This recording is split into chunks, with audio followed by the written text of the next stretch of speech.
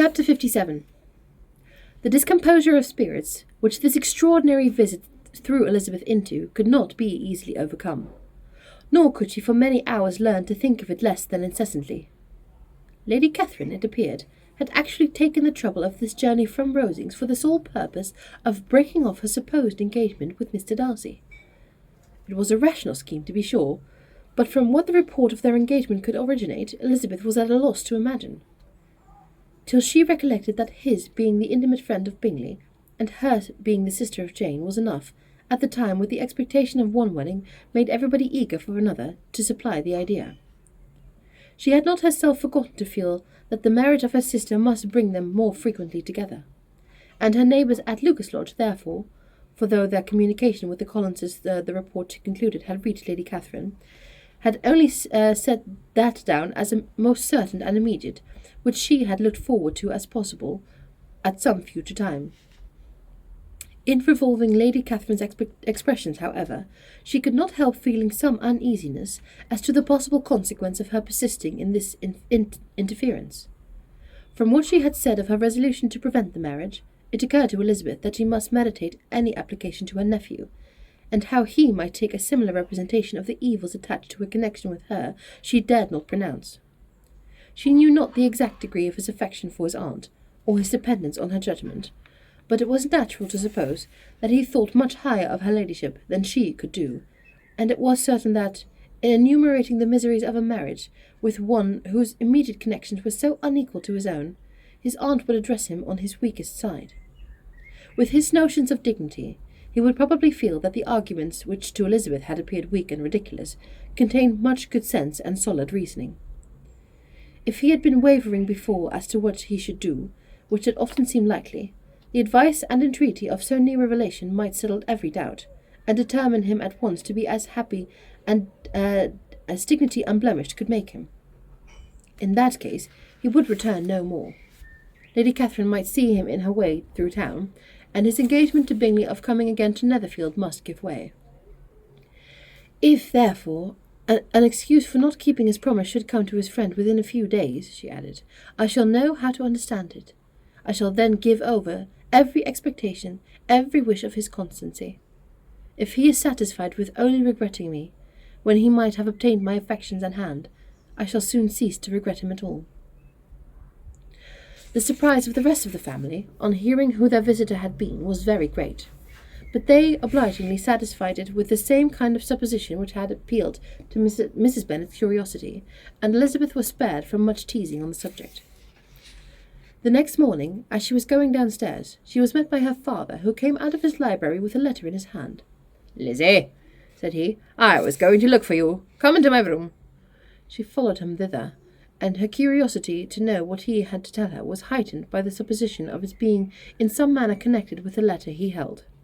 It suddenly struck her that it might be from Lady Catherine, and she anticipated with dismay all the consequent explanations. She followed her father into to the fireplace, and they both sat down. He then said, "I have received a letter this morning that has astonished me exceedingly. As it is principally concerned yourself, you ought to know its contents. I did not know before that I had 2 daughters on the brink of matrimony. Let me congratulate you on a very important conquest." The colour now rushed into Elizabeth's cheeks, and the instantaneous conviction of its being a letter from the nephew instead of the aunt, and she was undetermined whether to be most pleased that he explained himself at all, or offended that his letter was not rather addressed to herself, when her father continued, "You look conscious.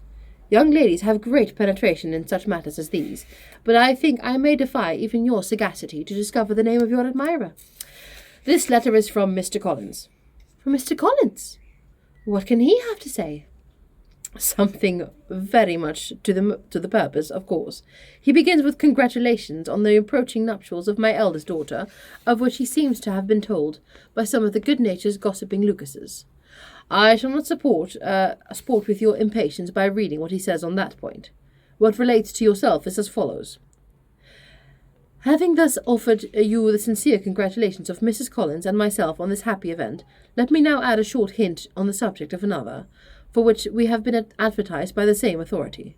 Your daughter Elizabeth, it is presumed, will no longer bear the name of Bennet after her elder sisters had resigned it, and the chosen partner of her fate may be reasonably looked upon as one of the most illustrious personages of this land. Can you possibly guess, Lizzie, who is meant by this? This young gentleman is blessed, in particular way, with everything of the heart a mortal can most desire. Splendid propriety, noble kindred, and extensive patronage. Yet in spite of all these temptations, let me warn my cousin Elizabeth and yourselves of what evils you may incur by a precipitate closure with this gentleman's proposal, which, of course, you will be inclined to take immediate advantage of. Have you any idea, Lizzie, who this gentleman is? But now it comes out.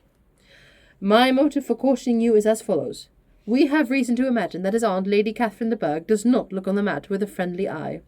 Mr. Darcy, you see, is the man. Now, Lizzie, I think I have surprised you.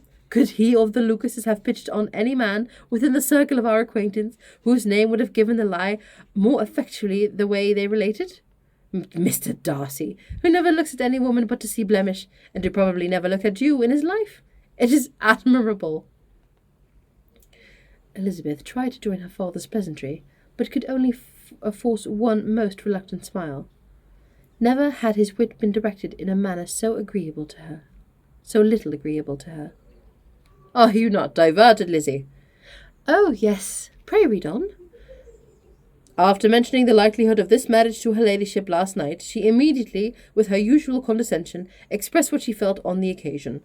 When it became apparent that on the score of some family objections on the part of my cousin, she would never give her consent to what she termed so disgraceful a match, I thought it my duty to give the speediest intelligence of this to my cousin, that she and her noble admirer may be aware of what they are about, and not run hastily into a marriage which has not been properly sanctioned. Mr. Collins moreover adds, I am truly rejoiced that my cousin Lydia's sad business had been so well hushed up, and am only concerned that their living together before the marriage took place should be so generally known. I must not, however, neglect duties of my sanction, or refrain from declaring my amazement at hearing that you received the young couple into your house as soon as they were married. It was an encouragement of vice, and had I been the rector of Longbourn, I should very strenuously have opposed it. You ought to certainly forgive them as a Christian, but never to admit them into your sight, or allow their names to be mentioned in your hearing. That is his notion of Christian forgiveness. The rest of his letter only is about dear Charlotte's situation, and his expectation of a young olive branch. But, Lizzie, you look as if you did not enjoy it. You are not going to be the missus, I hope, and pretend to be affronted at an idle report. For what do we live but to make sport for our neighbours, and to laugh at their turn when it is our turn? Oh, cried Elizabeth, I am excessively diverted, but it is so strange.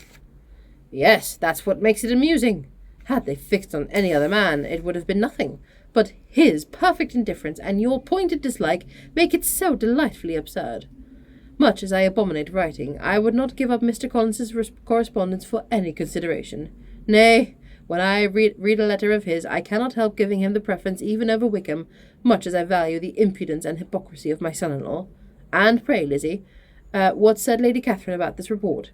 Did she call to refuse her consent? To this question his daughter replied only with a laugh, and as it had been asked without the least suspicion, she was not distressed by his repeating it. Elizabeth had never been more at a loss to make her feelings appear what they were not. It was necessary to laugh when she would rather have cried. Her father had most cruelly mortified her by what he had said of Mr. Darcy's indifference, and she could do nothing but wonder what such a want of penetration, or fear that perhaps, instead of his seeing too little, she might have fancied too much.